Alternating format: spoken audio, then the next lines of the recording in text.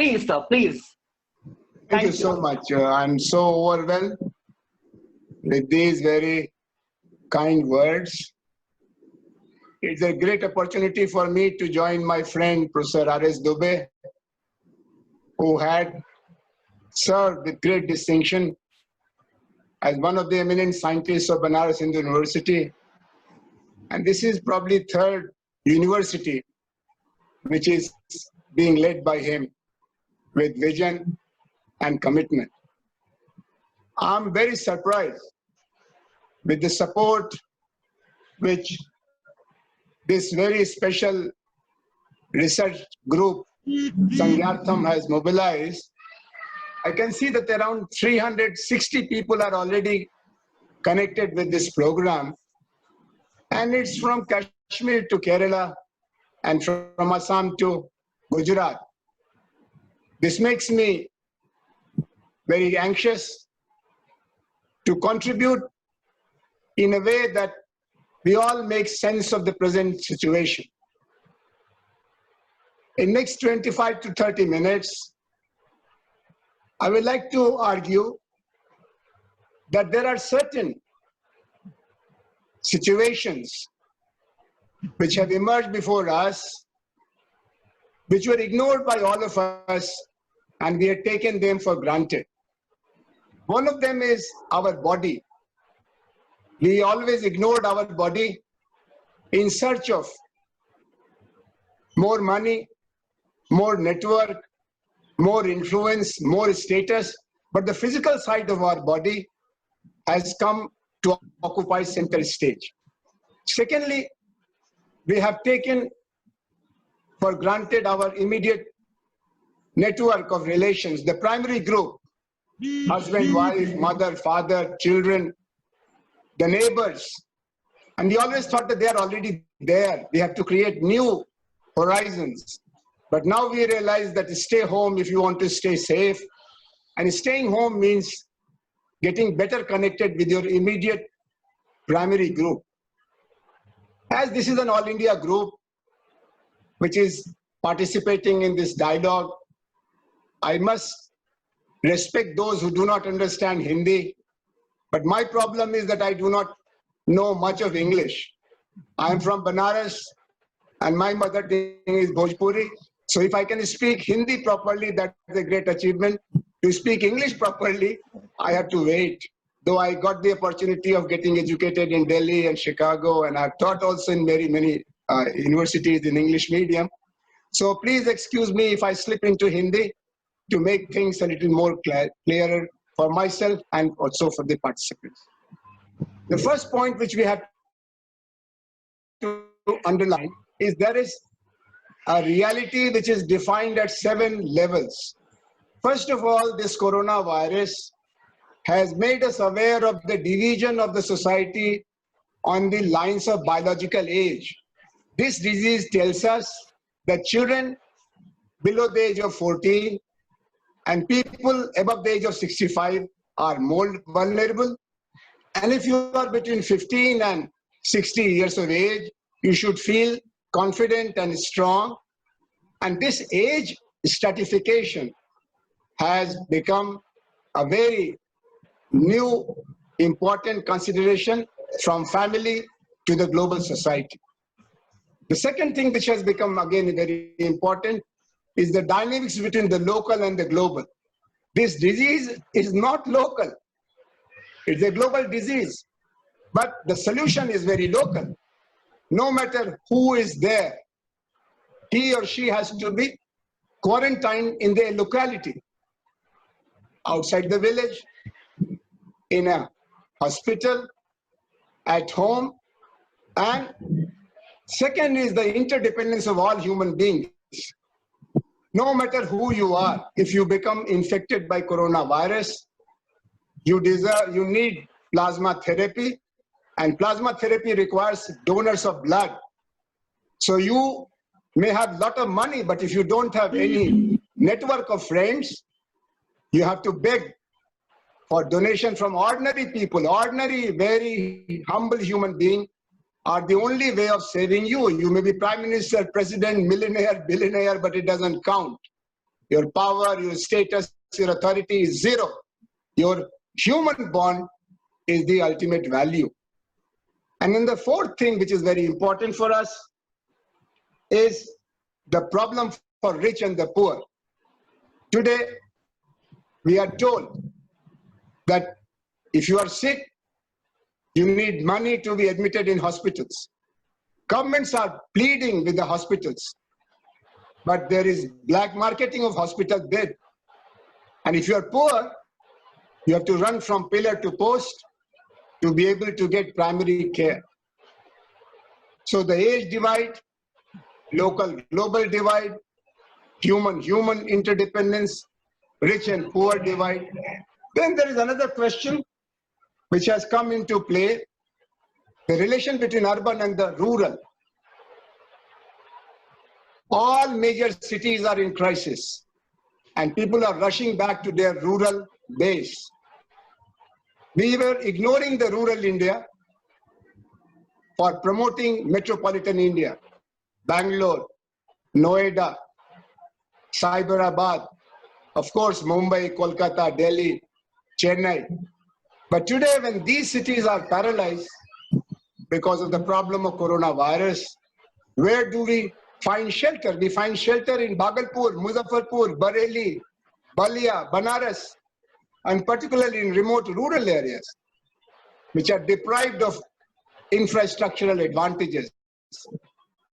We had a president, Dr. Kalam, he used to argue for Pura, provision of urban resources in rural areas, but nobody listened to him. But today it seems that one of the first consequences of coronavirus epidemic is to look at the prevailing situation of our health infrastructure and make it stronger, make it more useful, make it more meaningful. Primary health center, which was the bottom line of Human Development Index, is now back into the focus of all of us.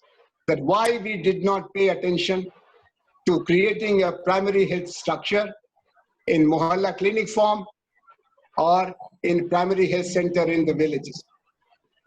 One more question which has come into play is the relation between state and citizen. We were arguing for last 25, 30 years that it is time to roll back the state. Sarkar ko chota karo, bazaar ko bada karo. Today, we see that market has been melting. You have money, but shops are closed. You have money, but supplies are not there. You have money, but nobody is there to provide you with your needs. Who is going to help us?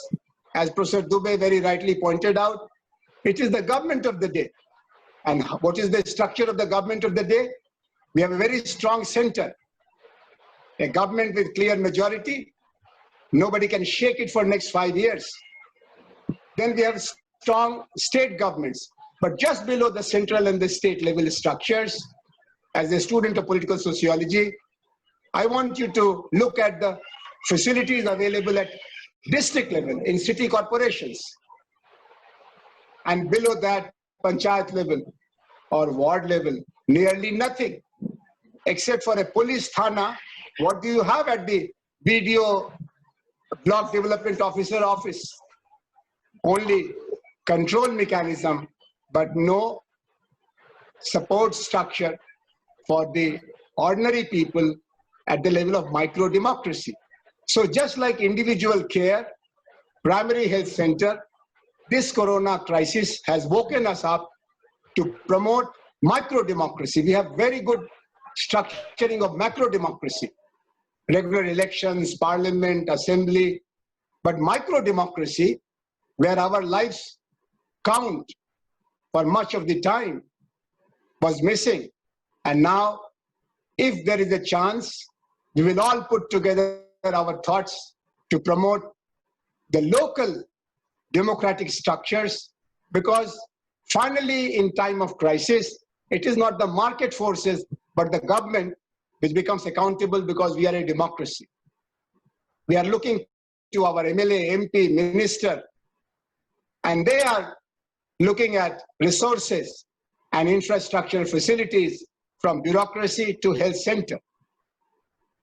The last point which has become very important in this crisis time is the relation between our nationality and our provinciality.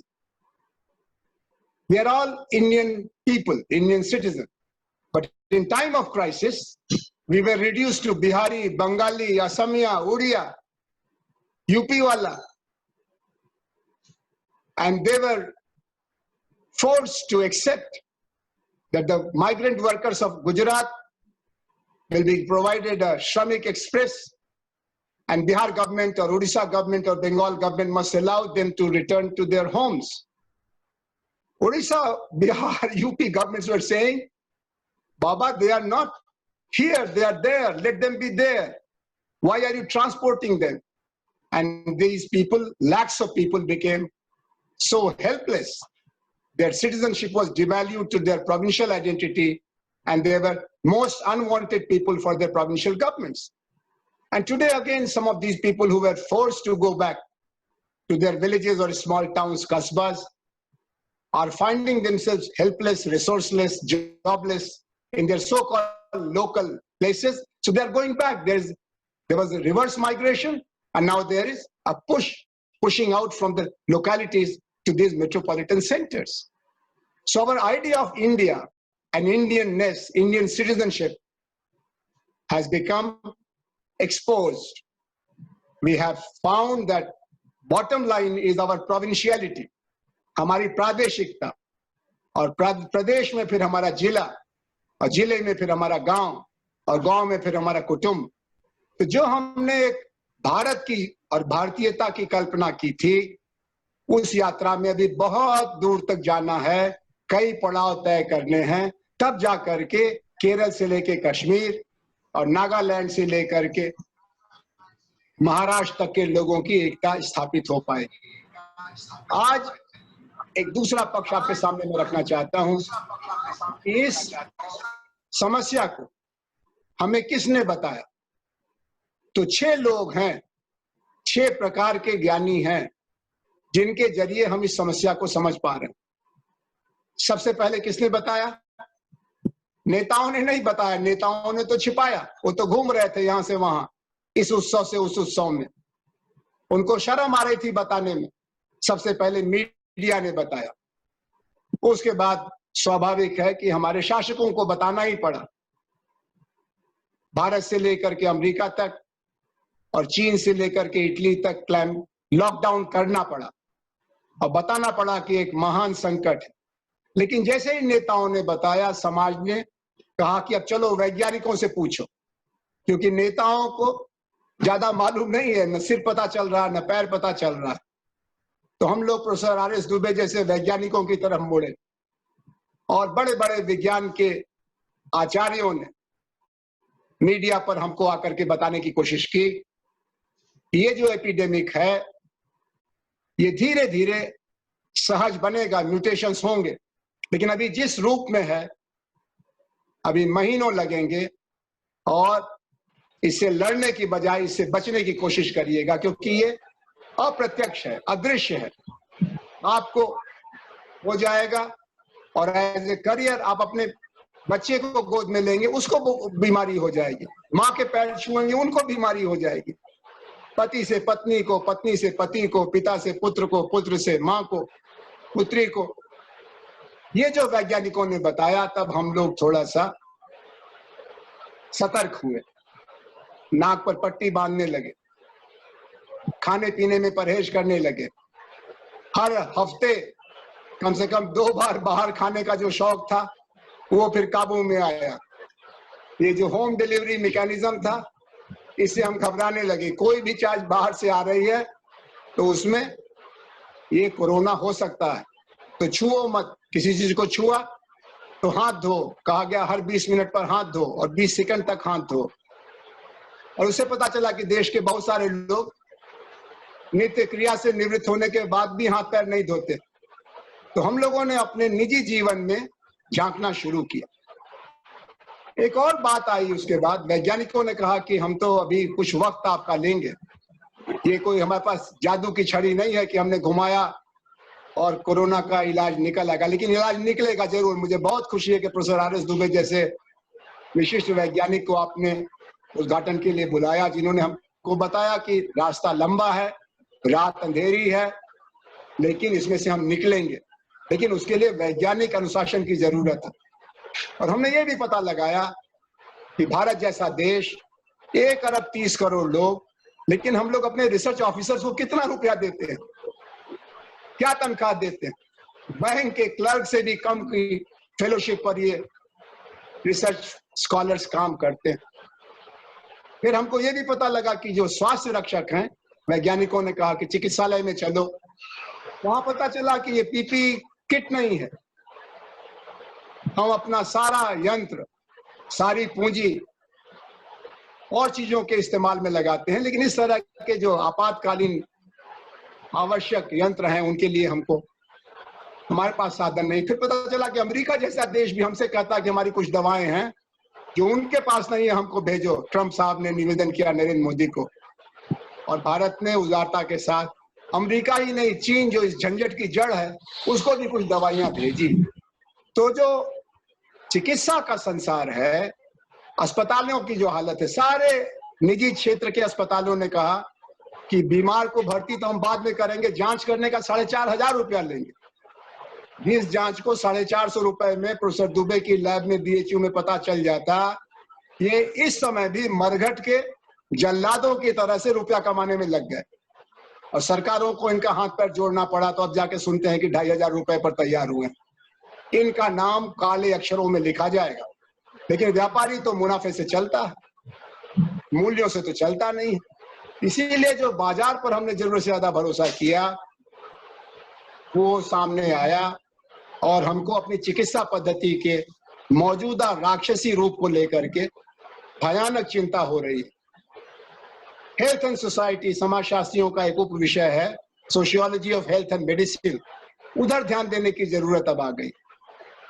और अभी आप television पर विज्ञापन देखते होंगे, हर आधे घंटे पर एक आदमी आके कहता है कि अरे अब तो बीमा करा लो, 1 करोड़ का बीमा महंगा नहीं है। जिसने जिंदगी भर 7 पुश्तों में मिला के 1 करोड़ नहीं कमाया, वो अब अपने बच्चों की, अपनी माँ की, पिता की, पत्नी की जान बचाने के लिए 1 करोड़ का बीमा कराए। तो बीमा कंपनियां, दवा कंपनियां, निजी अस्पताल, इन लोगों ने इस मौके पर हमें पराजित किया है। हाँ, चिकित्सक, खासतौर पर सरकारी अस्पताल के, फिर नर्सें, फिर ये जो डायग्नोस्टिक कैपेसिटी वाले वैज्ञानिक, इन्होंने हमारी सांस को सहारा दिया है। इसके बाद फिर हम लोगों ने पाया कि हम अर्थशास्त्रियों की तरफ मुड़े। इस कोरोना वायरस से ये सब जो ठप पड़ गया, तो अब इसका परिणाम क्या होगा।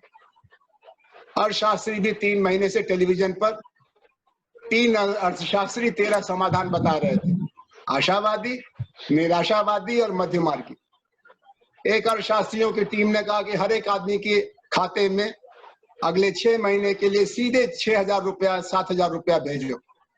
एक नेता ने कहा कि 10,000 रुपया भेजो। सरकार पूछने लगी पैसा कहाँ है, कहाँ से भेजें, दुकानें तो बंद हैं।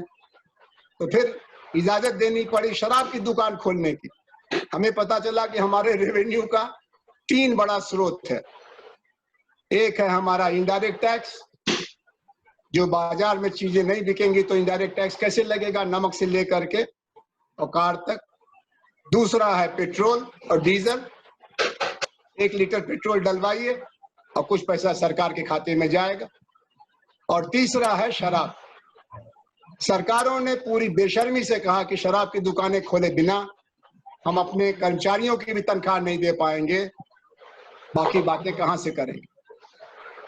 अर्थशास्त्रियों के 3 महीने के संवाद के बाद अब हम समाज वैज्ञानिकों की तरफ मुड़े, क्योंकि अब हमको ये लग रहा है कि जब लगातार घर में रहे हैं तो परिवार की संस्था में जो समस्याएं हैं, विवाह की संस्था में जो समस्याएं हैं, माता पिता और पुत्र पुत्री के संबंधों में जो समस्याएं हैं, वो एकदम से खुल गई। नहीं तो मर्द लोग 9 साढ़े 9 बजे तक टाई लगा के घर से बाहर निकल जाते थे खाने का डिब्बा लेकर के, शाम को आते थे, चाय पीते थे, अखबार पढ़ते थे, खाना खाते थे, सो जाते थे। बाकी घर तो औरतें चलाती थी। लड़के लड़कियां स्कूल गए, स्कूल के बाद कोचिंग में गए, कोचिंग के बाद आए, खाया, सो गए, फिर सवेरे स्कूल गए, फिर कोचिंग गए। एक नया जीवन हमको दिखाई पड़ रहा। और इन संबंधों का, जैसा प्रोफेसर दुबे ने जिक्र अभी किया, इसका जो मनोवैज्ञानिक पक्ष है उसकी तरफ ध्यान जाना शुरू हुआ। योगाचार्यों की तलाश हो रही है कि योग करो तो शांति मिलेगी। असल में योग से शांति बाद में मिलेगी, पहले अपने भोग पर काबू करोगे तब शांति मिलेगी। हमारी जरूरतें कितनी बुनियादी हैं और कितनी विज्ञापन के कारण। अब बाजार में कोका कोला मिल ही नहीं रहा है तो ठंडा माने कोका कोला, विज्ञापन का क्या अर्थ रह गया? पानी साफ पियो, बार बार पियो और पानी पियो, बाकी सबको जरा छोड़ दो। तो ये जो बाजार का माया संसार था, व्यापार का आकर्षक हमारे जीवन में हस्तक्षेप था और धन को हमने शक्ति माना था, संबंधों की हमने उपेक्षा की थी, मानवीय सरोकारों की उपेक्षा की थी, उधर लौटने के कारण अब समाजशास्त्रियों की चर्चा हो रही। मुझे बहुत खुशी है कि डॉक्टर तेज बहादुर जी ने, डॉक्टर राकेश जी ने न सिर्फ हमको और प्रोफेसर दुबे जैसे लोगों को जोड़ा है। मैं देख सकता हूं स्क्रीन पर बंगाल से प्रोफेसर विश्वजीत घोष, हमारे समाजशास्त्र परिषद की पूर्व अध्यक्षा प्रोफेसर इंदिरा, जम्मू से प्रोफेसर आभा चौहान और ढेर सारे अन्य वैज्ञानिकों, समाज वैज्ञानिकों की बातें आप सुनने के लिए आज यहाँ इकट्ठा हुए और कल तक ये संवाद चलेगा। आपने बहुत अच्छी तरह से इसके सामाजिक परिणामों के बारे में 14 उप विषय भी पहचाने हैं और उसकी चर्चा भी बार बार होगी। मेरी समझ से, समाजशास्त्रीय दृष्टि से, कोरोना वायरस ने जो माहौल बनाया है उसमें 6 चीजों पर हमको ध्यान देने की खास जरूरत है। सबसे पहले, जैसा मैंने कहा कि हम सबके स्वास्थ्य पर संकट है। 1 करोड़ लोग प्रभावित हैं और जो सबसे अगली कतार के अति विकसित देश थे वहां ज्यादा परेशानी है। अमेरिका में, इटली, स्पेन में, चीन में, यही तो महाशक्तियां हैं ना, G8, सुपर पावर 2, अमेरिका, चीन। लेकिन सबसे ज्यादा प्रभावित यही है, सबसे ज्यादा लोग यही मर रहे हैं। तो स्वास्थ्य की तरफ जब ध्यान दिया तो स्वास्थ्य का जो वैज्ञानिक पहलू है, स्वास्थ्य का जो प्रशासनिक पहलू है और स्वास्थ्य का जो सामाजिक पहलू है, वो तीनों सामने आया है।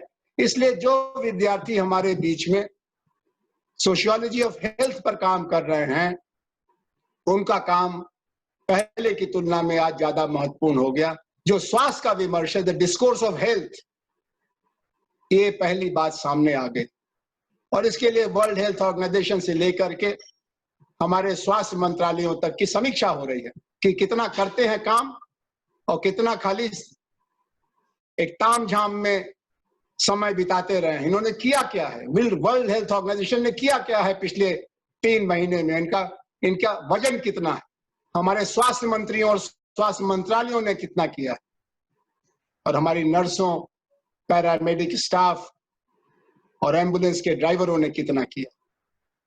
दूसरा प्रसंग आया है आजीविका का।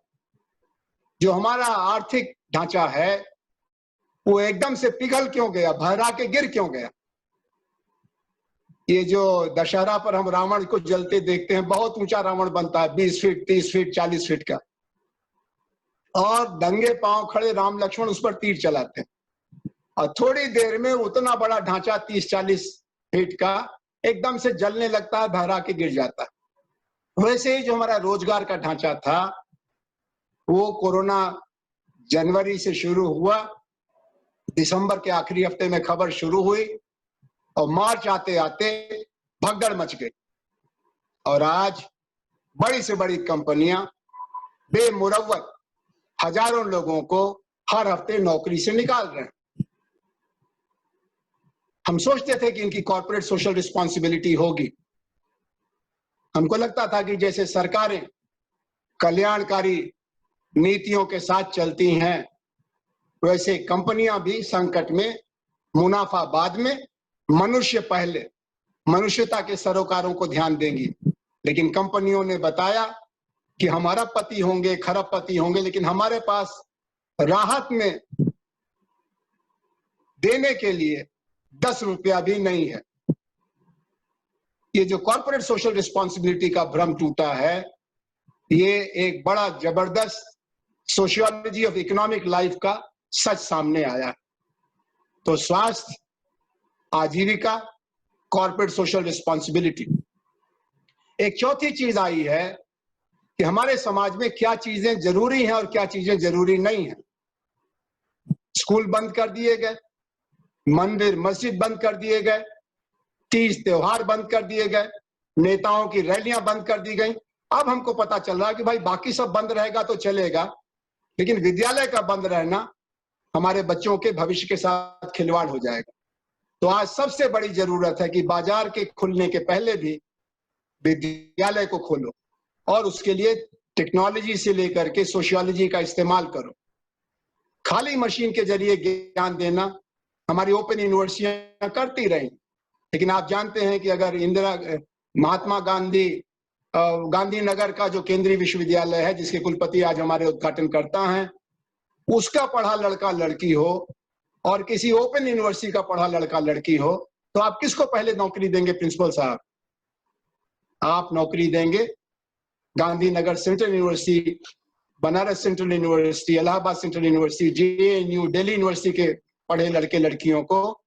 बाद में अगर फिर भी जगह बचेगी तब आप ओपन यूनिवर्सिटी वाले को मौका देते हैं। क्यों? क्योंकि ओपन यूनिवर्सिटी में पाठ्य पुस्तकें वही हैं, सिलेबस वही है, इम्तिहान वही है, अक्सर तो परीक्षा भी वही टीचर लेते हैं जो कक्षाओं में पढ़ाने वाली व्यवस्था से जुड़ा है। लेकिन जो मनुष्य और मनुष्य के बीच की अंतर क्रिया है, ज्यादा ज्ञानी के जरिए जो प्रकाश कम ज्ञानी जिज्ञासु को मिलता है, जो हमारी आश्रम प्रणाली थी, वहां तो 24/7 लर्निंग थी। अभी भी हमारे विश्वविद्यालयों में छात्रावासों की व्यवस्था इसीलिए की गई है कि शिक्षा एक समग्र मानवीय अनुभव है, जिसमें जिज्ञासा से हम एक दूसरे से जुड़ते हैं। और इसीलिए कबीर ने कहा, गुरु गोविंद दो खड़े, काको लागे पांव, बलिहारी गुरु आपनो, गोविंद दियो बताए। यानी ईश्वर से भी बड़ा गुरु है। तो जो शिक्षक का काम है, इसको कैसे हम इस कोरोना वायरस में, जहां क्लासरूम टीचिंग का मॉडल नहीं चलेगा, या तो हम सब लोग जामुअंत बन के मुंह पर पट्टी लगा करके 40, 50, 100, 200 के बीच में बोले, आधा न बोले, सुने में आवे, समझ में आवे, ना आवे, और जल्दी से जल्दी जान बचा के क्लासरूम से बाहर निकले, क्योंकि stay away from each other, या कोई और तरीका निकालें। इसके लिए ही जैसे विज्ञान में आज वैज्ञानिकों की अगली कतार की भूमिका है, शिक्षा से जुड़े लोगों को भी सोचना पड़ेगा। ये जब फ्लू का संकट आया था प्रथम विश्व युद्ध के दौरान, जिसमें भारत में अकेले 1 करोड़ लोग मर गए थे, दुनिया में 1/3 आबादी का सफाया हो गया था, उस समय शिक्षा का क्या रूप था? उसमें कैसे शिक्षा के लिए ज्ञानी और जिज्ञासु का संबंध बनाया गया? हमको बताया गया है कि यूरोप में और अमेरिका में पहले से ही कुछ ऑनलाइन कोर्सेज चलते हैं। उनको हम मेन स्ट्रीम टीचिंग में कैसे लाएंगे, इसके बारे में आज भारत को बड़े सुधारों, बड़े आविष्कारों की जरूरत है। एक और बात जो हम समाज वैज्ञानिकों को देखनी है, वो सामुदायिक जीवन की है। हम धीरे धीरे एक भीड़ वाला समाज बन रहे थे। जितना बड़ा मेला उतना अच्छा, जितनी बड़ी रैली उतना बड़ा नेता, जितना बड़ा जुलूस उतना अच्छा त्योहार। अब हमको कहा जा रहा है कि आप इस सबको समेटिए, भीड़ से बचिए। ये जो सेंट्रल एयर कंडीशन मॉल बने थे 10-10 तल्ले के, आज खड़े हैं और रो रहे हैं, क्योंकि उनकी जो टेक्नोलॉजी है वो ऐसी है कि अगर एक भी कोरोना वायरस से पीड़ित व्यक्ति आ गया तो पूरी 10 मंजिल में, 20 मंजिल में वो वायरस घूमने लगेगा, नाचने लगेगा और रातों रात सैकड़ों लोगों को अस्पताल में भर्ती करा देगा। तो ये जो सेंट्रली एयर कंडीशन सिस्टम था, ये जो मेट्रो चलती थी जिससे हम लोग आते जाते थे, ये जो एयर कंडीशन कोचेस थे, हवाई जहाज, जो वीआईपी लोग, हमको भी जब दुबे जी बुला रहे थे अभी अपने विश्वविद्यालय में, तो हमने कहा ट्रेन से जाने में 1.5 दिन लगेगा और हवाई जहाज से जाने में 1.5 घंटा लगेगा, तो हम हवाई जहाज से आएंगे दुबे जी।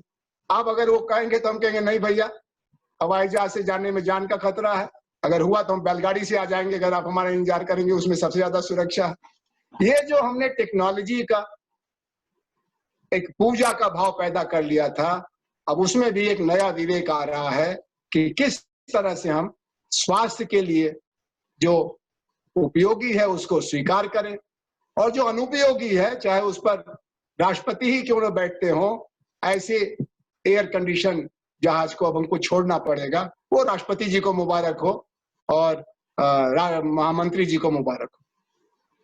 अब आपसे मैं आखिरी बात ये कहूंगा कि समाजशास्त्रियों के पास इतिहासकारों की मदद से इसकी अपनी स्मृतियां हैं। हमने कम से कम 3 समाजशास्त्रियों को पढ़ा है और आज हम कहना चाहेंगे कि उनके लिखे को आप पलटिएगा, जिन्होंने रिस्क सोसाइटी की अवधारणा रखी और शिक्षालय, अस्पताल और जेल, इन 3 संस्थाओं के समाज वैज्ञानिक चरित्र को सामने रखा। तो 2 समाजशास्त्री जिन्होंने कोरोना वायरस जैसे एपिडेमिक के लिए प्रासंगिक साहित्य तैयार किया है, वो हैं उल्रिक बेक जर्मनी के और एंथनी गिडेंस इंग्लैंड के। इन्होंने बताया था कि आधुनिक मनुष्य भविष्य की तरफ देखने वाला होता है, पारंपरिक मनुष्य अतीत की तरफ देखने वाला होता है। भविष्य में जो खतरे हैं उसके प्रति जो सतर्कता होती है वो आधुनिक मनुष्य के व्यक्तित्व का एक हिस्सा होता है। वो रिस्क के लिए तैयारी रखता है, रखती है। इसीलिए हम इंश्योरेंस कराते हैं, गाड़ी का इंश्योरेंस, मकान का इंश्योरेंस, अपने स्वास्थ्य का इंश्योरेंस। बहुत सारे विश्वविद्यालयों में, मैं जहां पढ़ता था बीएचयू में, वहां एक लाल मशीन लगी रहती थी अक्सर हर बिल्डिंग में। हम पूछते थे ये क्या है, तो कहते थे कि ये अग्निशामक है, फायर एक्सटिंग्विशर है। तो हमने कहा हम तो 6 साल से पढ़ रहे हैं, आज तक कभी आग लगी नहीं। कहा हो सकता है कि कभी आग न लगे, लेकिन इसकी जरूरत पड़ेगी, प्रिवेंटिव मेजर्स की जरूरत पड़ेगी। तो इस रिस्क सोसाइटी की थियरी को आप जरा देखिए, एंथनी गिडेंस और उल्रिक बेक। और दूसरे, शिक्षालय का जो सामाजिक कार्य है जिसकी हम अभी चिंता कर रहे हैं, शिक्षा पर क्या असर पड़ेगा, शिक्षा प्रक्रिया को आगे कैसे बढ़ाएंगे, इसके बारे में प्रोफेसर मिशेल फूको ने, एक फ्रेंच समाजशास्त्री हैं, जिन्होंने डिस्कोर्स एनालिसिस, उनका एक पूरा विमर्श होता है, जैसा समाज होता है, जैसी राज्य सत्ता होती है, उस सत्ता की जरूरतों के हिसाब से शिक्षालय, अस्पताल और जेल का ढांचा बनता और बदलता है। अब एक नए तरह का समाज हो रहा है जो भीड़ से बचने के लिए कह रहा है। तो इसके बारे में हमको नया डिस्कोर्स, जो नया विमर्श है, जो स्वास्थ्य केंद्रित है, जो शरीर केंद्रित है, उस हिसाब से शिक्षा के ढांचे का पुनर्गठन करना पड़ेगा। अभी ये कहा जा रहा है, और ये मेरी आखिरी बात होगी, मैंने कहा था कि 25-30 मिनट में मैं अपनी बात रखने की कोशिश करूंगा, अभी 11:30 हो रहा है।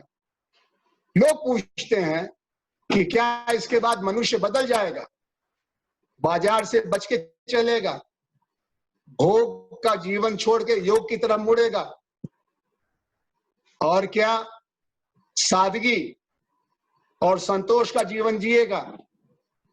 इसके बारे में आप जानते हैं कि मनुष्य प्रायः अपनी प्रवृत्तियों का दास होता है।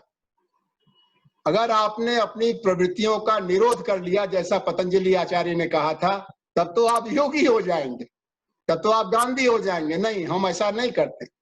संकट में तो हम जरूर जैसा डॉक्टर कहता है वैसा ही करते हैं। जैसे ही अस्पताल से बाहर निकले, हमारा ब्लड प्रेशर ठीक हुआ, ब्लड शुगर ठीक हुआ, हार्ट बीट ठीक हुई, हम फिर कुत्ते की टेढ़ी पूंछ की तरह से अपने पूर्ववत जीवन में चले जाते हैं। तो कोरोना वायरस ने जो अभी हमको बांध के रखा है और जिंदगी ठहर सी गई है, जरूरतें कम से कम हो गई हैं, हम अपना बर्तन खुद मांज रहे हैं, क्योंकि अगर बर्तन मांजने वाला आया तो कोरोना आ जाएगा। हम अपना खाना खुद बना रहे हैं कि खाना बनाने वाली आई तो कोरोना आ जाएगा।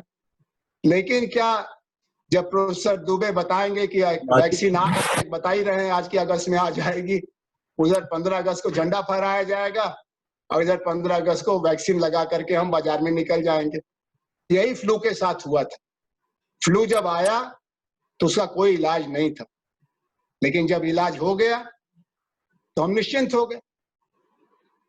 ऐसा ही HIV एड्स अभी जब पिछले दिनों आया था 15 बरस पहले, तो हम एक दूसरे के बारे में, खासतौर पर वो युवा लोगों की बीमारी थी, तो परहेज करने लगे थे।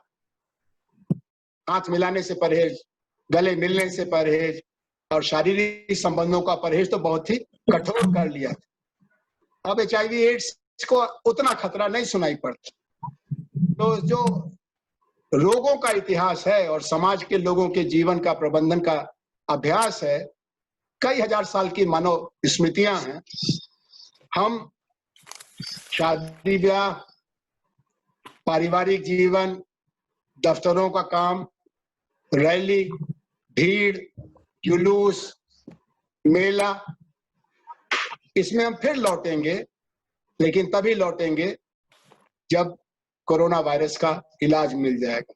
और कोरोना वायरस का इलाज तभी मिलेगा जब हमारी सरकारें कंपनियों की माया नगरी से बाहर निकल के वैज्ञानिकों की सुने, उनके शोध के लिए साधन उपलब्ध कराएं, उनके ऊपर दबाव नहीं डालेंगे कि रातों रात जादू की घड़ी घुमाओ और इलाज पैदा कर दो। वो अमेरिका नहीं कर पा रहा है, चीन नहीं कर पा रहा है, तो भारत के नेताओं को वैज्ञानिकों के अनुशासन का सम्मान करना चाहिए। और हम समाज वैज्ञानिकों को, जो इसका पूरा बड़ा जटिल परिणाम है, उसको बड़े धीरज के साथ समाज को समझाने में मदद करनी चाहिए।